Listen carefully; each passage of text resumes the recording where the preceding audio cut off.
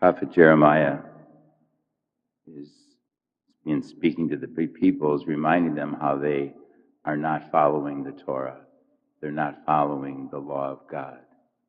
They've heard it, but they're not following it. And he's saying that this is what God commands, that listen to my voice, then I will be your God, and you shall be my people. Walk in all the ways that I command you, so that you may prosper. That's really the journey of Lent, to follow the Lord more closely and to do what he commands us. We can hear the word of God, we can read book after book about the faith, but intellectual knowledge about the faith is not living the faith. Living the faith is a matter that comes from the heart and from the spirit. If we truly have embraced God, and if we are truly wanting to follow his word, then we don't let anything else get in the way. We as human beings are made up of intellect and will, and not just intellect. It's the passions, it's the desires, it's the unruly parts of our lives that we find difficulty with and takes power over us at times.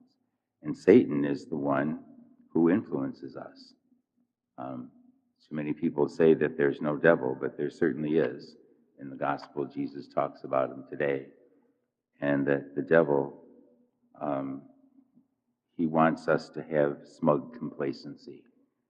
You know, that I've got faith and I was baptized, so therefore I'm saved. And we don't need to worry about anything else.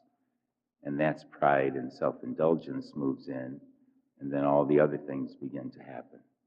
And Satan is always just waiting to take us away from him. In our baptismal promises, we say we reject Satan. And we have to make sure that we continue to reject him. We need not be afraid if we are following Jesus and if he's with us, because then Satan has nowhere to get in. And so that's the good news of our gospel, that the mercy of God is so wonderful. And yet we live in a society that continues to throw out all kinds of other things to us that are contrary to the Christian life. And so we have to be so careful. In Lent, when we give something up, for example, it's training us that we can say no to some things that we really like.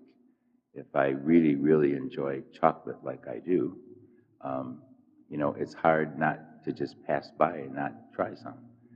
And to try to do that in Lent and know that I'm giving it up, for the love of God, it tells me that in other things, I can also have the strength to resist and to do what is right.